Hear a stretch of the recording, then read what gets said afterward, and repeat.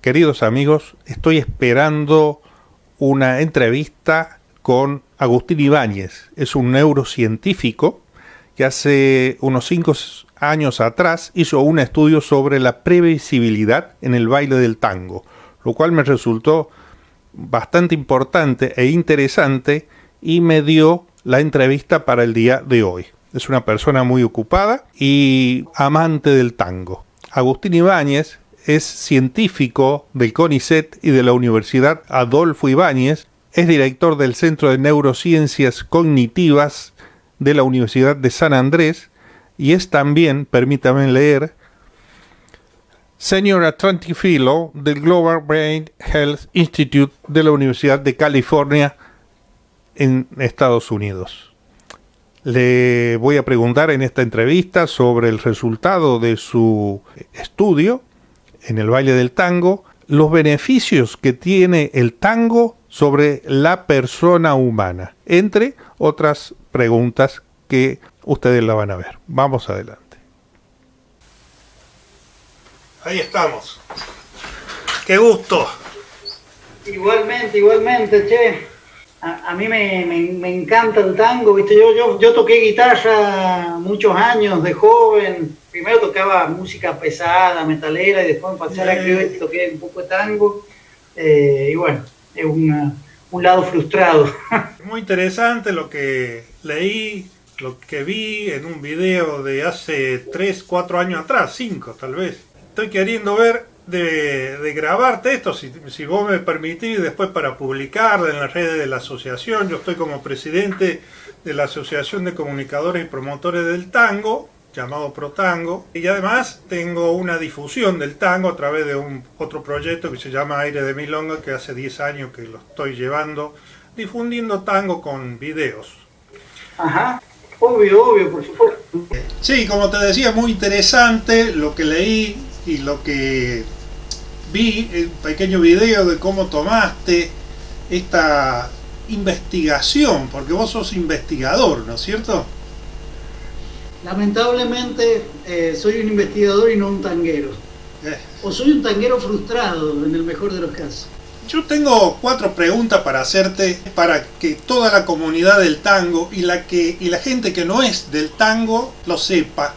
Y quería que me digas cómo defines el resultado de la investigación predictiva del baile del tango que hiciste. Dale, bueno, primero déjame que te dé un poquito de background, ¿no? La música ha atraído no solo a músicos y bailarines, sino también a investigadores, ¿no? Y es una puerta para entender la mente y el cerebro, porque la música básicamente y el baile generan actividad en un montón de centros de tu cerebro. Cuando vos escuchás un tango, se activan áreas de procesamiento emocional, áreas de la memoria, áreas de actividad motora, áreas de actividad sensoriales, y todo esto se coordina de forma muy espontánea. También existe un fenómeno que se llama entrainment, que es como acoplamiento. El cerebro, espontáneamente, ciertas oscilaciones del cerebro se acoplan con la ritmicidad de la música.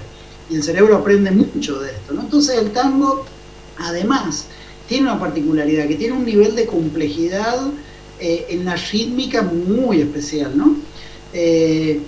Entonces, desde hace muchísimos años que nosotros nos interesaba el tango. El tango además tiene beneficios para la salud, seguramente vos lo sabés mejor que yo, pero el tango ayuda a los pacientes con Parkinson, ayuda a los pacientes que tienen patologías motoras, pero también ayuda a los procesos mentales, porque en el tango vos tenés que coordinar una gran cantidad de secuencias de acción, tenés que predecir el futuro, en el sentido que tenés que seguir una secuencia que está ocurriendo en el presente, pero se proyecta hacia adelante, ¿no es cierto? Y a la vez tenés un componente de improvisación.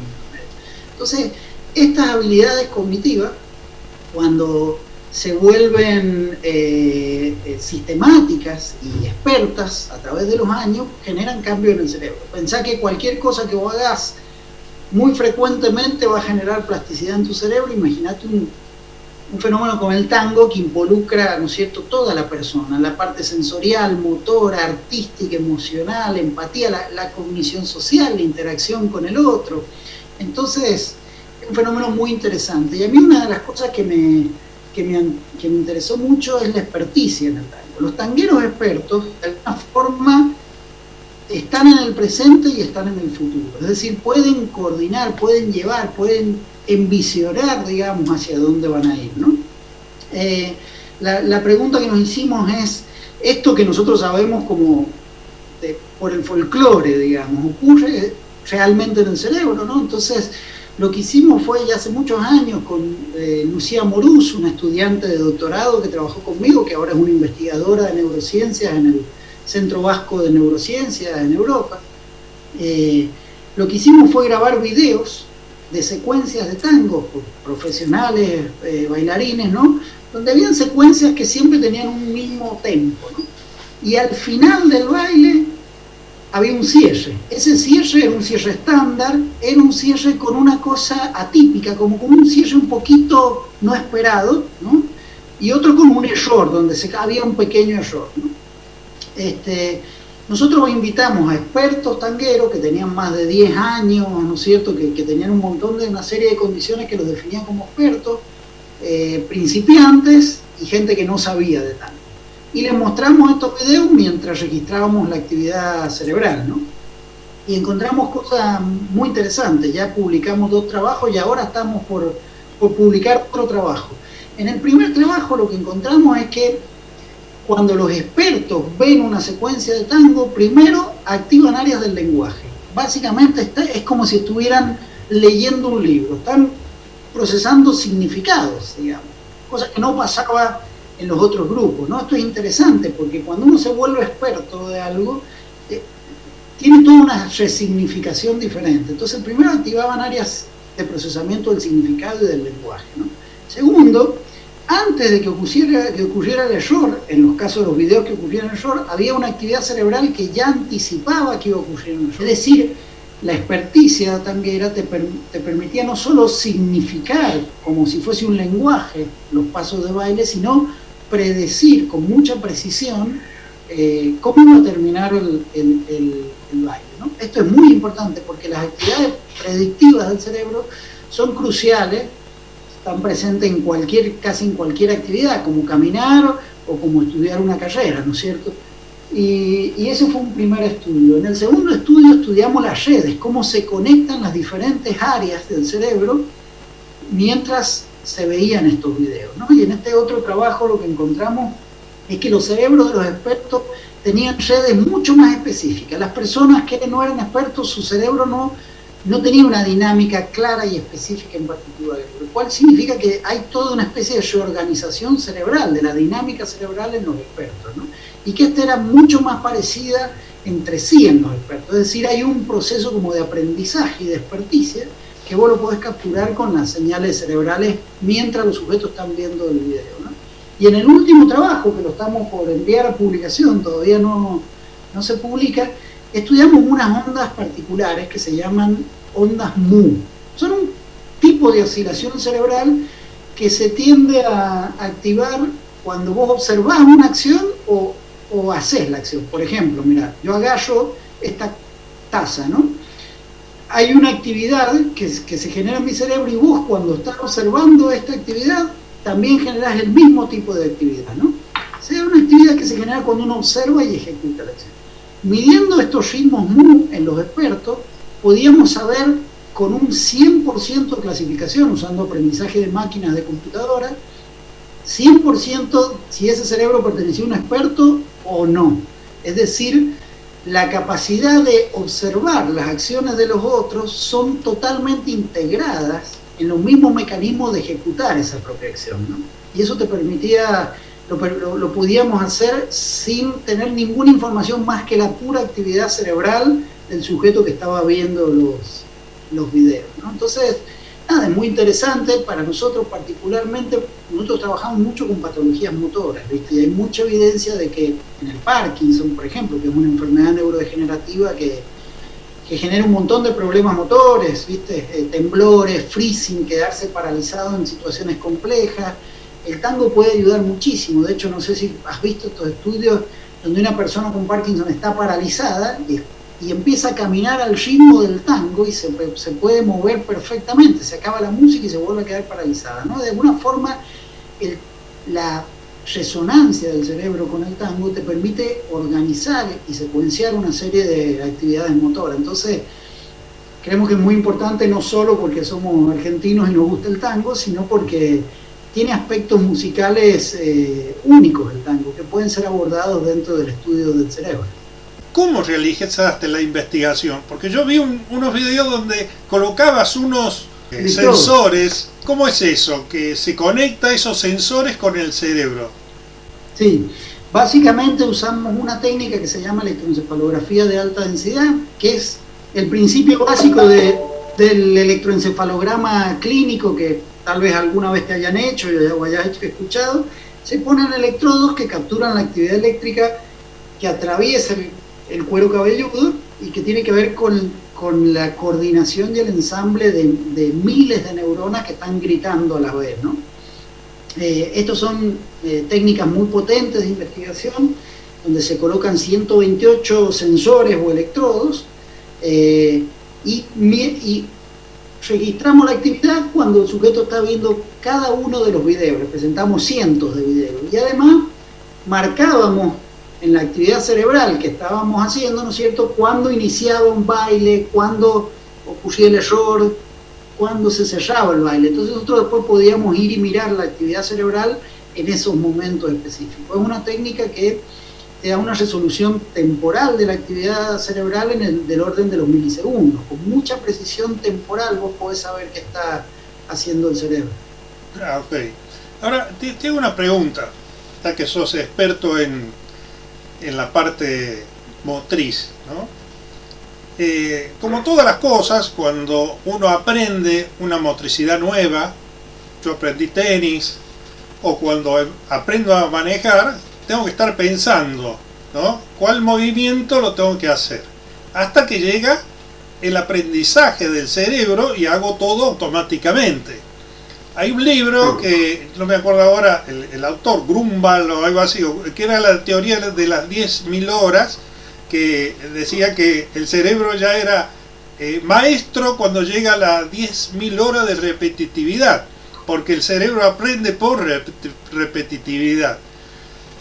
Pasaría lo mismo con el tango, porque cuando nosotros aprendemos a bailar nos llevamos por delante la pareja, a la pareja vecina, ¿no? Tal cual. Es como vos decís, no solo la repetitividad, sino la observación activa. Hay una cosa que, si vos te pones a pensar cómo aprendiste a andar en bicicleta, ¿no? Y es con lo que se llama la atención sostenida. Cómo un pintor aprende a ser un pintor, cómo un músico aprende a ser un músico, ¿viste? Cómo un arquitecto aprende arquitectura. Tiene que ver con esta capacidad de focalizar la atención pura y exclusivamente en una actividad particular que estás haciendo. Y eso lo tenés que hacer de forma sostenida. Y entonces el cerebro, básicamente lo que ocurre ahí es que se empiezan a aprender y a asimilar patrones. Sin esa atención sostenida es imposible desarrollar experticia, ¿no? Pero después hay un salto. Después de cierto momento, la experticia, eso está visto en el tango, pero está visto en muchos otros procesos asociados a experticia.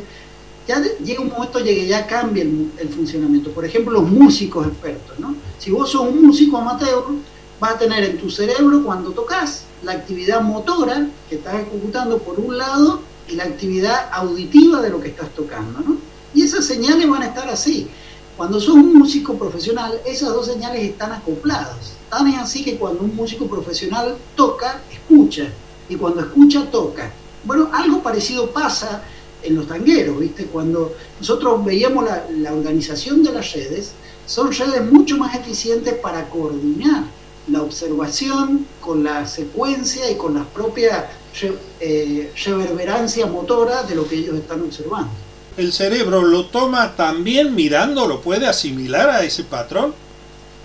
Sí, la observación es tremenda, mira, porque hay un fenómeno, por ejemplo, yo levanto la mano ahora y tu corteza motora se activa como si vos levantaras la mano, ¿entendés? Hay una base como espontánea, ¿no es cierto?, de la imitación, de la observación, de la empatía incluso, que es muy rápida y espontánea. Ese es un proceso muy básico y el tanguero,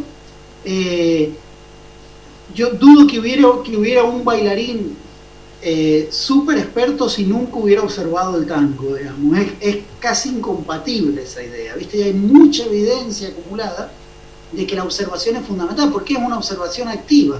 Cuando un tanguero está mirando a otro, está ahí, está bailando él, está viendo lo que el otro, está recreando consciente o inconscientemente, ¿no es cierto?, las secuencias motoras que está observando. Y es por eso que las áreas sensoriomotoras se nutren, tienen un feedback, una retroalimentación continua, que eso ayuda al aprendizaje. Sí, bien, qué interesante. Yo recuerdo cuando aprendía tango que mi cerebro, yo estaba pensando con el paso, pensaba el paso, cómo hacer el movimiento. Me olvidaba de la música, no la escuchaba. Entonces me dice el profesor, sentate, no hagas nada y mirá esa pareja que pisa exacto, me dice. Vos sabés que me dio resultado porque estuve varios días y varias horas mirando esa pareja, pero ahí ya estaba libre de escuchar. ¿Es correcto eso? Sí, claro, pero viste, ahí está el punto. Tu atención sostenida, focalizada, en un caso estaba puramente puesta en tus movimientos. Cuando vos observás a la pareja, vos estás capturando el momento, estás capturando la ritmicidad, la coordinación entre los dos cuerpos y la secuencia de los pasos, ¿no? Repetitividad en cortos tiempos, no en varios días. O sea que en la medida que uno cuanto más tiempo repite y más seguido se va perfeccionando. Totalmente, y la repetitividad activa, porque si vos repetís sin observar, con atención plena, con atención focalizada, te va a llevar infinitamente más. Si vos focalizás la atención en el acto de observación y entrenamiento que haces, maximizás el aprendizaje. Algunas personas dicen, me voy a dedicar al tango, y resulta de que toman pocas clases y asimilan rápidamente buenos bailarines o intermedios bailarines rápidamente. Y otras personas que viven tomando clases, viven bailando y no llegan a ser un eximio bailarín. ¿Por qué eso? Algunos sí, otros no. Bueno, eso se puede ver a factores muy diferenciales, ¿viste? Hay aspectos que tienen que ver con las diferencias individuales en las capacidades que se requieren. Por ejemplo, si tenés capacidades motrices malas, te va a costar un montón. Hay un aspecto que tiene que ver con las diferencias individuales, ¿viste? Las personas no somos todas iguales y tenemos diferentes aptitudes, no solo para la actividad motriz, también para la actividad sensorial. Hay gente que tiene amusia, que no puede escuchar, no puede percibir adecuadamente la música. Y a esas personas les va a costar muchísimo más llevar la ritmicidad en el cuerpo, ¿no es cierto? Así también hay, así como para abajo y para arriba, hay gente que tiene una flexibilidad y una adaptabilidad rapidísima a capturar secuencias motoras complejas que les va a ayudar. Entonces, uno son las diferencias individuales y otro factor es cómo aprendés. Eso que vos señalaste es un factor crítico, ¿viste? Es difícil aprender a bailar tango si no tenés buenos profes que te indican exactamente qué es lo que tenés que hacer o cuáles son los atajos para aprender más rápido, ¿no? Así todo, yo te digo, yo en Alemania, yo desarrollé mi amor por el tango en Alemania, ¿no? Paradójicamente, y tomé clases, me costó infinitamente, pero infinitamente, y un clic que hice tuvo que ver con eso mismo que vos marcás, en poder focalizar la atención en la totalidad del fenómeno, ¿no? En la música, la coordinación entre los dos, pues sabes que al hombre lo que más le cuesta, lo más demandante es saber llevar, ¿no? Donde vos tenés que llevar tu cuerpo, pero percibir al otro, pensar en el presente, pero saber hacia dónde vas sin perder la rítmica en el presente, ¿no es cierto? Entonces, eso hay que saber cómo impregnarse de eso y acoplarse con la rítmica, no es un proceso fácil. Bien. Ahora, perdón por la ignorancia, ¿la pasión tiene algo que ver con el cerebro? Es el sentimiento, bueno, la pasión. ¿De dónde? Por supuesto que sí. Todas las emociones que ocurren, toda tu experiencia subjetiva no puede existir sin tu cerebro, primero que nada, lo cual no quiere decir que seamos solo cerebros, somos cerebros en un cuerpo, en un contexto, en una cultura, ¿no es cierto? No estoy defendiendo ningún tipo de reduccionismo, ni mucho menos. Ahora, tu experiencia, la experiencia de cualquier emoción tiene sus bases, sus correlatos cerebrales. Si vos producís un daño en esas áreas, o sea, si te producen un daño en esas áreas, no vas a poder expresar bien esas emociones. O sea, sí, indudablemente. Los argentinos tenemos un diferencial con respecto al mundo. Yo he viajado por muchos países, filmando milongas, bailando en todas las milongas que he podido, y noto que efectivamente el diferencial nuestro es justamente la pasión con que tomamos el baile, para bailarlo, para cantarlo, para tocarlo. Es el motor del aprendizaje. Bien, pero parece que lo llevamos ya en los genes, porque depende, ¿no? No sé si lo llevamos en los genes. Yo creo que la motivación, mira, lo que mejor predice el aprendizaje en cualquier dominio no solo es la experticia o las capacidades, es la motivación. Y yo te digo, yo dirigí un instituto del CONICET, ahora dirijo un centro de neurociencia, tengo investigadores becarios, doctorales, postdoctorales, investigadores del CONICET, y yo te puedo decir que lo que predice la experticia de la investigación no son las capacidades intelectuales.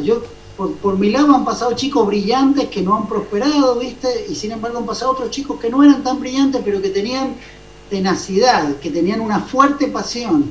La pasión es lo que te mantiene el hábito, te permite superar todas las dificultades, te permite que cuando te frustres y no aprendes, continuás porque querés hacerlo. Porque si no hay una gran motivación, nunca vas a ser una persona brillante en el tango, te tiene que gustar profundamente, si no vas a ser un buen técnico en el mejor de los casos. Bien, ahí está.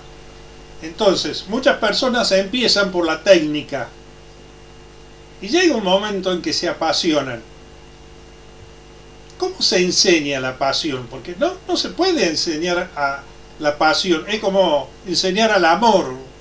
¿Cómo? No podés enseñar el amor. ¿Se tiene o no se tiene? ¿No? Coincido parcialmente. Yo, en mi experiencia personal, diría exactamente lo mismo que vos, pero yo viví en Alemania y tal vez es que hay formas diferentes de expresar la pasión. Yo vi compañeros alemanes, viste, que aprendían basándose en la técnica, pura y exclusivamente en la técnica, y querían entender exactamente qué es lo que... y terminaban aprendiendo, viste. Yo creo que para tener niveles de experticia altísimos no basta la técnica, al menos como músico sí te lo puedo decir, ¿viste? O sea, la técnica no te da la continuidad, no te da el amor, no te da la dedicación. Cuando vos pones emociones positivas, reforzás tus memorias, reforzás el aprendizaje, tendés a buscar más ese tipo de conducta, ¿viste? Entonces es fundamental. Ahora, ¿cómo enseñarlo? Es difícil, no sabría responder. Ahora, Agustín, ya por último, yo sé que estás una persona muy ocupada, y no quiero robarte mucho tiempo. Si se da para otra vez, 15 minutos más, lo veremos, pero no quiero robarte más tiempo. Solamente una pregunta más. Entonces, un resumen. ¿Qué beneficios otorga el baile del tango a la persona humana? Bueno, yo voy a decir... Ya lo dijiste, el Parkinson, ¿qué más? Beneficios cardiovasculares en general, te ayuda a empatizar, te enseña a interaccionar con otra persona de una forma extremadamente cercana, con la cual puedes ser totalmente un desconocido, pero a la vez tenés que mantener la rítmica, te enseña realmente a poder acercarte a otra persona en contextos muy particulares. Te entrena la integración sensoriomotora, ¿no? Lo que escuchás con lo que haces, lo que percibís con lo que haces. Te ayuda a anticipar, te ayuda a desarrollar las llamadas funciones ejecutivas. Las funciones ejecutivas son un conjunto de habilidades cognitivas para secuenciar, planificar, inhibir, proyectarse en el tiempo, que no solo son motoras. Las funciones ejecutivas influyen a nivel físico-motor, pero también influyen a nivel mental, ¿viste? Entonces, todas estos ejercicios además son un vínculo potentísimo para la socialización, ¿viste? No hay que descuidar ese aspecto que es crucial para la salud cerebral. Alzheimer, yo he visto gente que se dedican al Alzheimer con el tango. Bueno, Un aspecto tremendamente dañino de la demencia es que te desconecta del mundo. No solo vas perdiendo tu memoria, terminas perdiendo tu identidad, sino que perdés la conexión con el mundo. Entonces, muchos pacientes, no todos, porque eso también, de nuevo, depende de la diferencia de individuales, pero muchos pacientes se pueden reconectar con el mundo, se pueden reconectar con la socialización, con los afectos, con la coordinación sensoriomotora a través del tango. Por eso es que muchos pacientes con demencia se benefician muchísimo del tango, ¿viste? No solo los pacientes con Parkinson, sino los pacientes con demencia en general. Los pacientes con esquizofrenia también. Aquí en el Borda hay un programa para tango y esquizofrenia que es espectacular, ¿viste? Que le ayuda a los pacientes esquizofrénicos que tienen una experiencia desorganizada interna y del mundo externo y de los otros, a poder, en un setting controlado, poder tener una experiencia compartida con otra persona y organizada, lo cual no es menor. Bueno, Agustín, la última pregunta. ¿Sos cordobés? No, sanjuanino. ¿No? Sanjuanino. Porque aspirá a las S como yo las aspiro a las S, pues soy cordobés. Claro, sí, tal vez yo arrastro un poco más la R, que es mi rasgo más sanjuaninón, y un poco el cantito llorón que todavía no se me va, ¿eh? Pero hay algunas características que no se van, como las R y las aspiraciones de la S, las eras, no son las eras. Exactamente, las eras, tal cual. Bueno, Carlos, nada, un gusto conversar con vos, un gusto compartir la pasión por el tango y feliz de poder conversar en otra ocasión. Te agradezco muchísimo, Agustín. Un gran abrazo virtual.